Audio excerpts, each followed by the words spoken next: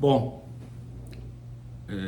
a organização criminosa, sionista, terrorista, que tomou conta de Washington, impôs ao mundo uma situação distópica, bem ao estilo de 1984, de George Orwell. Estamos até diante de uma novilíngua. Nessa novilíngua, escravização é liberdade.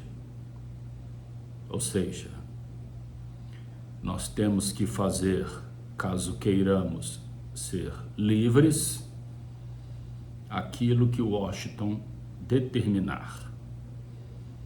Como estamos prestes a sermos considerados efetivamente quintal dos Estados Unidos, um repositário das suas necessidades, essa é a novilíngua. Ou façamos o que Washington determina, ou seremos escravizados. Sem nenhum assombro, é esse pensamento que boa parte de políticos de direita defendem. Para eles, esse é o conceito de liberdade. É o conceito do mundo livre. Fazer o que determinada potência determina. São ignorantes, evidentemente, mas há um preço para a ignorância, que ela sacrifica muitas pessoas. Esse tipo de político capacho de Washington deve ser extirpado do Congresso nas próximas eleições. Mas voltando ao assalto praticado contra a Venezuela, o mundo assistiu de forma plácida, nenhuma reação efetiva. Primeiro porque o mundo ficou dividido em 3 categorias de países. Aqueles que possuem armas nucleares e podem atacar e se defender, que é o caso de Israel, Estados Unidos, Rússia e China. A categoria dos países que possuem armas nucleares e podem se defender, como Inglaterra, Coreia do Norte, Paquistão e outros. Esses países podem se defender.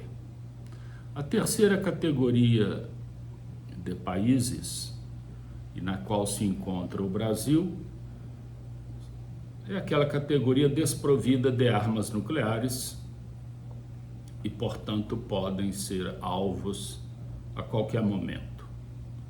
E, portanto, devem se subjugar a esse conceito de liberdade.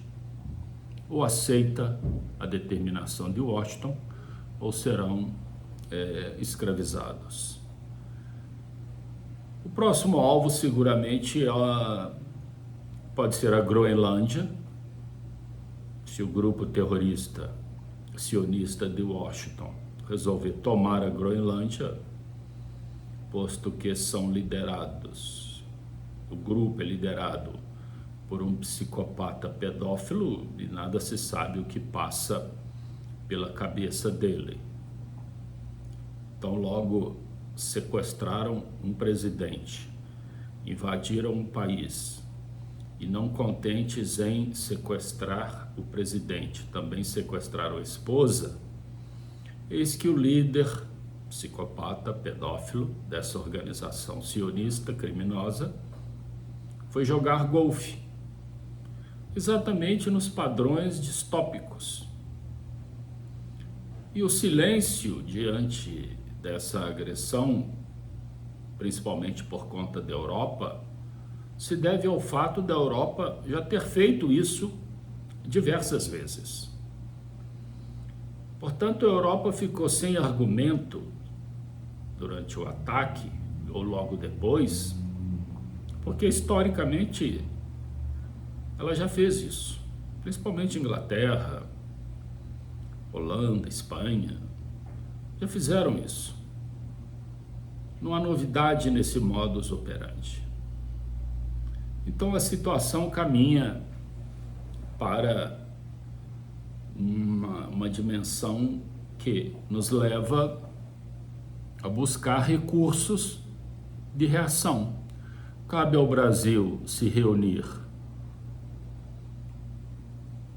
marcar uma reunião do BRICS e discutir a possibilidade de expandir as atividades do grupo para além da economia e chegar às atividades militares, tal qual a OTAN, buscar formas de reação. Caso contrário, o destino é a escravização, a exploração, tal qual já faziam as grandes potências desde o século XIII. Ora,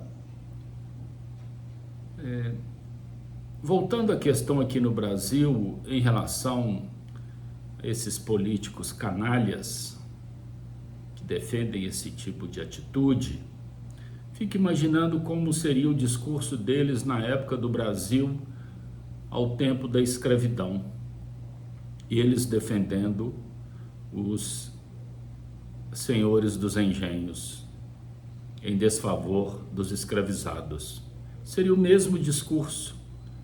Estariam chamando os opositores da escravidão como comunistas, estariam falando que mexer, atentar contra a escravidão seria abalar a economia.